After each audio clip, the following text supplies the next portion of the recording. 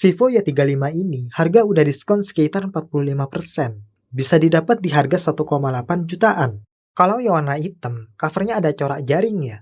Bagusnya juga resolusi layar HP ini udah Full HD Plus ya, dengan refresh rate layar yang bisa sampai 90 Hz. Dan juga udah adaptif, bisa berubah ke 60 Hz. Kalau beneran diem ya, di pengaturan refresh rate layar ada pilihan Smart Switch yang bisa naik ke 90 Hz dan kembali ke 60 Hz. Ada juga yang pilihan 60 Hz aja, dan juga pilihan yang 90 Hz. Tapi anehnya, yang 90 Hz itu refresh rate layar tetap bisa turun ke 60 Hz. Kalau buat seberapa cerahnya layar HP ini udah mencukupi untuk penggunaan di dalam ruangan ya. Kalau buat nonton video di YouTube, dia bisa dukung sampai resolusi 1080p 60 fps ya. Dan maklum, belum dukung HDR. Dan memang, yang agak disayangkan bentuk tampilan di area kamera depannya belum punch hole ya. Juga bagian bawah layar yang terlihat masih tebel. Dilihat di GSM Arena, katanya 83,4% screen to body ratio-nya. Tapi kalau dilihat dari tampilan gambar dan video, ini layarnya termasuk cukup baik ya. Kalau buat fingerprint di HP ini masih berada di samping yang nyatu sama tombol power ya. Tapi buat unlock screen dengan fingerprint ini termasuk cukup cepet kok. Dan untuk versi OS di Vivo Y35 saat ini berada di Vantage OS 14 dengan Android versi 14. Di mana yang saya pegang ini dengan RAM 8GB dengan penyimpanan 128GB. Untuk security patch-nya, terakhir update yang versi Juli 2024. Kalau aplikasi bawaan yang nggak bisa dihapus di HP ini, di app drawer terlihat ada 40 ya. Sehingga penyimpanan yang udah terpakai sekitar 22,49GB, di mana sistem memakai sekitar 19GB, apps sekitar 3,4GB. Bagusnya untuk tipe penyimpanan internal di Vivo Y35 ini, udah pakai tipe UFS ya. Dan kalau untuk skor benchmark lainnya, Antutu 10 343.765. Ini pakai versi yang light ya. Dan untuk skor Geekbench 6, single core 415, multicore 1464, dan GPU 347. Bagaimana kalau nyobain main Wuthering Waves di Vivo Y35 ini dengan settingan grafis very low, resolusi low dengan frame rate 60 fps?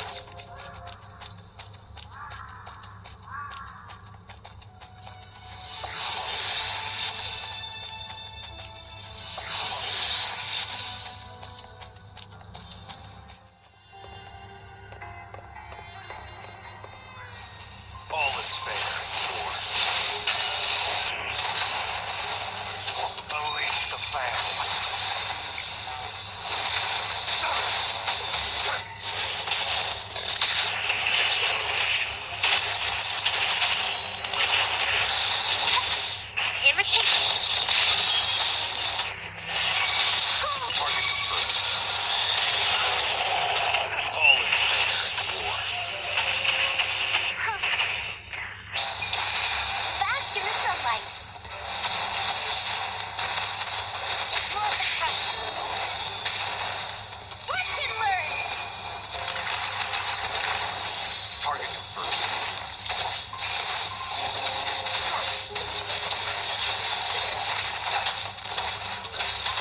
All is fair in war.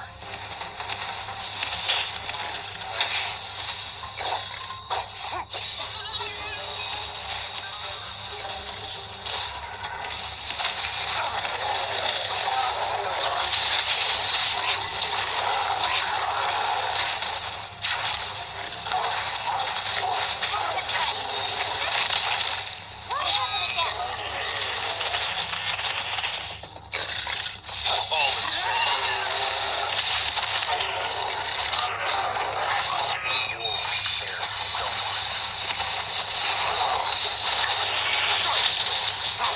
Kalau dilihat dari sampel video gameplay tersebut, kelihatan agak kurang mulus ya. Apalagi kalau lagi lawan Echo yang lumayan. Dan ternyata setelah main Wuthering Waves sekitar 19 menit, menggunakan Vivo Y35 yang pakai SoC Snapdragon 680 ini. Di grafis very low, resolusi low dengan frame rate 60 fps. Rata-rata fps yang didapat sekitar 20,35 fps. Kalau untuk total penyimpanan yang terpakai oleh aplikasi game Wuthering Waves yang versi 1,1 ini adalah 12,04 GB ya. Tapi bagaimana kalau main Genshin Impact di HP ini dengan settingan grafis lowest 60 fps?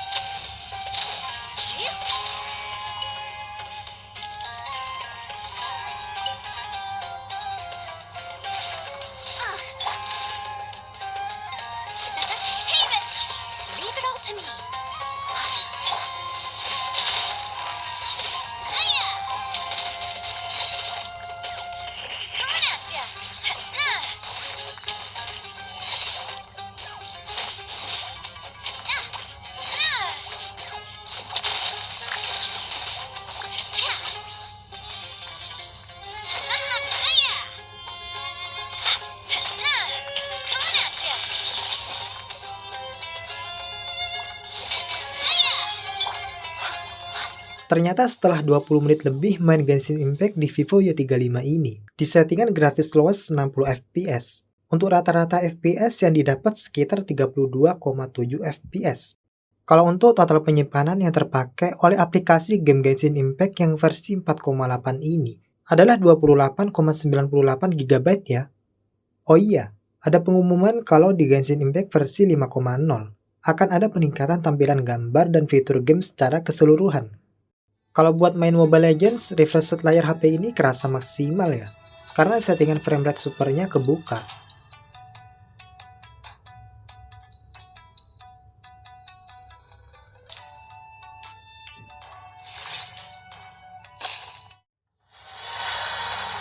Welcome to Mobile Legends! 5 seconds till the enemy reaches the battlefield. Smash them! All troops deployed.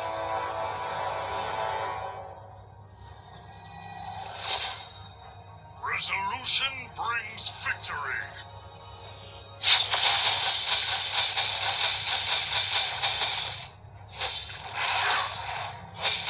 We must reclaim our honor.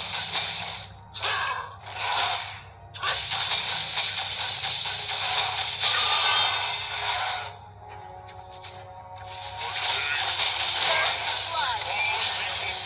The shackles. An enemy has been slain. An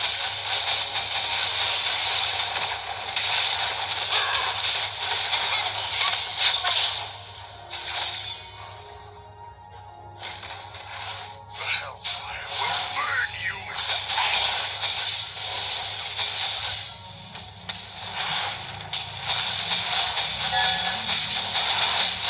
I am the sacrifice. You have slain an enemy.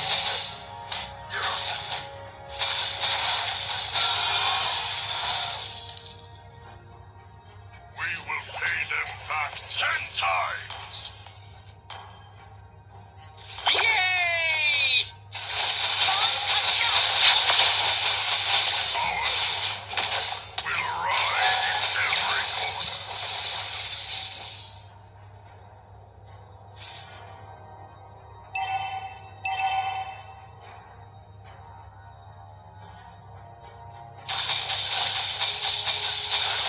For honor and freedom!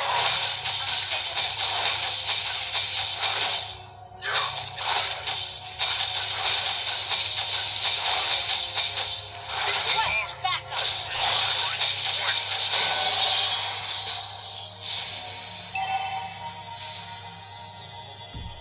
Ignorant humans. An enemy launch attack. To be crushed. You have slain an enemy. Gather us a turtle.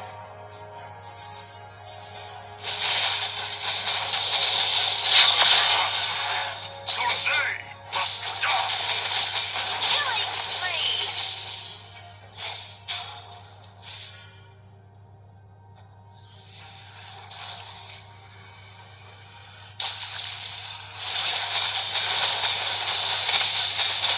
They had no choice but to watch their homes burning to the ground. Death to all weaklings! Ally has slain the turtle. Fire! Mega kill. Sayangnya untuk performa main Mobile Legends di settingan grafis ultra framerate super. Rata-rata FPS yang didapat cuma 67,4 FPS. Kalau untuk total penyimpanan yang terpakai oleh aplikasi game Mobile Legends yang versi saat ini adalah 7,89 GB ya. Buat kecepatan pengisian daya baterai HP ini, isi daya baterai dari sisa 1%, 10 menit keisi 22%, 40 menit keisi 69%, 50 menit keisi 81%, dan 64 menit baru keisi 100%. Ini dari 89% ke 100%-nya kelihatan cepet ya, cuman sekitar 4 menit. Meski ini bukan pengisian daya baterai 40-an watt yang tercepat, tapi untuk kawetan baterainya beneran kerasa. Rekam video 15 menit di resolusi 1080p 30 fps, baterai cuman berkurang 4%. Main Genshin Impact di grafis lowest 60 fps, Dalam 27 menit, baterai cuma berkurang 7%. Main Wuthering Waves grafis very low, resolusi low 60 fps. Dalam 22 menit, baterai berkurang cuma 7%. So, bagaimana untuk kualitas kamera belakang yang 50 megapiksel di HP ini yang pakai sensor Samsung S5 KJN1 dan kualitas kamera selfie yang 16 megapiksel di HP ini yang pakai sensor Hynix? Biar seru saya coba bandingkan sama hasil foto video Redmi 13C. Karakter warna terlihat beda ya, tapi saya lebih suka tampilan gedung pada foto Redmi 13C. Dan saya lebih suka tampilan dedaunan pada foto di Vivo Y35. Untuk HDR saya lebih suka juga pada hasil foto di Vivo Y35. Di kondisi malam hari lebih cakep. Andai aja hasil foto selfie wajah saya nggak tampak lebih kemerahan di Redmi 13C. Kalau hasil perekaman video kamera belakang, saya lebih suka hasil perekaman video pakai HP Vivo Y35. Selain video terlihat stabil, gambar nggak ketajaman, dan langit tampak berwarna biru. Kalau untuk perekaman kamera selfie-nya, coba aja hasil di Redmi 13C, background tumbuhan terlihat lebih jelas. Dan kalau untuk hasil perekaman video pada kamera belakang, saya lebih suka hasil yang di Vivo Y35. Selain video terlihat stabil, warna nggak terlihat terlalu menyala, detail di screen masih lebih mendingan. Detail tanaman yang lebih pendek juga masih terlihat bagus. Pinggiran lampu ini juga terlihat lebih jelas di Vivo Y35.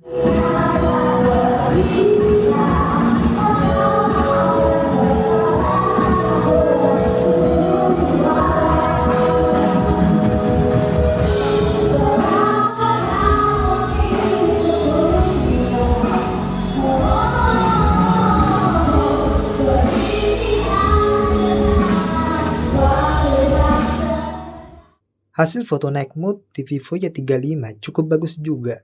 Dibanding hasil foto yang 50 megapiksel, kok lebih menarik yang ukuran hasil foto biasa ya? Jadi plusnya HP ini, buat kualitas kamera belakangnya untuk ambil foto dan video di malam hari, masih bisa kasih gambar dan video cukup jelas dan cukup bersih ya. Cuman yang disayangkan, untuk perekaman kameranya mentok di 1080p 30 fps. Untuk 60 fps-nya bisa, tapi dia di 720p ya. Sama yang disayangkan, di HP ini untuk speakernya dia cuman mono ya.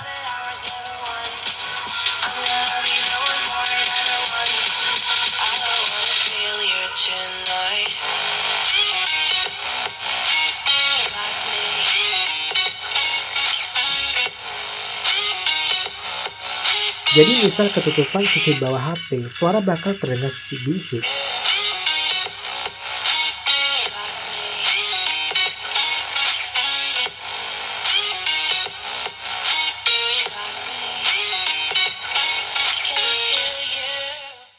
Jadi untuk Vivo Y35 ini penyimpanannya udah tipe UFS, OS bisa di-upgrade ke Android 14, SoC-nya yang dipakai Snapdragon 680, dijual di harga 1,8 jutaan. Apakah menarik untuk dibeli? Demikian terima kasih dan sampai jumpa di video selanjutnya.